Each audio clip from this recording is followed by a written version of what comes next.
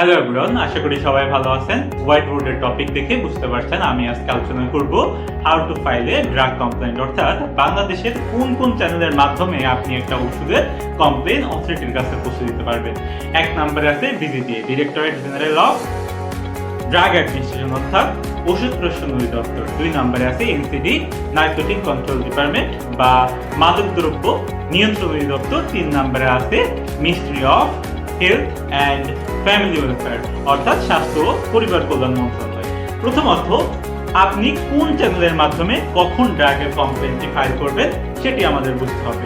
যদি আপনার ওষুধটি হয় একটি নকল ওষুধ, বা এটি যদি হয় ডেট এক্সপায়ার ওষুধ, বা ওষুধের কোয়ালিটি সম্পর্কে যদি আপনার কোনো কনসার্ন থাকে, তাহলে আপনি এই ড্রাগ কমপ্লেইনটি ফাইল করবেন ডিজিডি এর কাছে।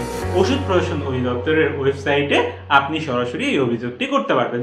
ধরুন আপনি একটি স্ট্রিপ কিনলেন, এই স্ট্রিপের মধ্যে 10টি ট্যাবলেট থাকার কথা ছিল, কিন্তু কোনো কারণবশত এখানে আপনি মাত্র 5টি ট্যাবলেট পেলেন।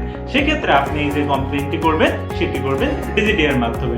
অথবা আপনি কোনো একটি সিরাপ বা সাসপেনশন কিনলেন যেটার কালার ডিসকালারেশন হয়ে গেছে, এই কালারটা যে ডিসকালারেশন হলো সেটার কমপ্লেইনও কিন্তু আপনি ডিজিডি এর মাধ্যমেই করতে পারবেন। তারপর ধরুন আপনি কোনো একটা ড্রাগকে নার্কোটিক ড্রাগ বলে মনে করছেন। নার্কোটিক ড্রাগ কোনগুলো? মূলত যে সমস্ত পেইন কিলারগুলো অপয়েড রিসেপ্টরের উপর কাজ করে, অর্থাৎ সেন্ট্রাল নার্ভাস সিস্টেমের উপর কাজ করে সিভিয়ার পেইন ম্যানেজমেন্টের জন্য, সেই সমস্ত ড্রাগকে কিছু কিছু মানুষ নেশাদ্রব্য হিসেবে ব্যবহার করে। যেমন ধরুন কোকেইন, তারপর কোডেন, তারপর মরফিন, তারপর ধরুন আমি বলতে পারি ট্রামাডল। এই ওষুধগুলা কিন্তু সিএনএস এর উপর কাজ করে পেইন ম্যানেজমেন্টের জন্য। তো এই টাইপের কোনো একটা ওষুধ যদি কেউ নেশাদ্রব্য হিসেবে ব্যবহার করে, তাহলে কিন্তু আপনি এনসিডি অর্থাৎ নার্কোটিক কন্ট্রোল ডিপার্টমেন্টের কাছে আপনি অভিযোগ করতে পারবেন।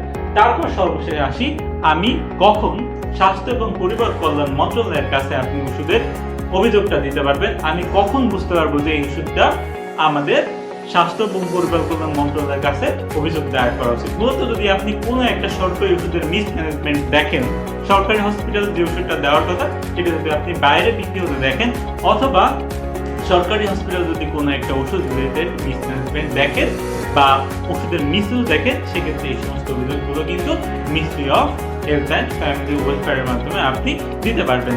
তো আমার ভিডিও শেষে এই 3টা ওয়েবসাইটের লিঙ্ক দেওয়া থাকবে এবং আপনারা সহজেই জেনে নিতে পারবেন কখন, কোথায়, কিভাবে ড্রাগের কমপ্লেইনটা পৌঁছে দিতে হয়। ওয়েবসাইটের লিঙ্কগুলো আমি আমার ভিডিও শেষে দিয়ে দেবো। Thank you friend.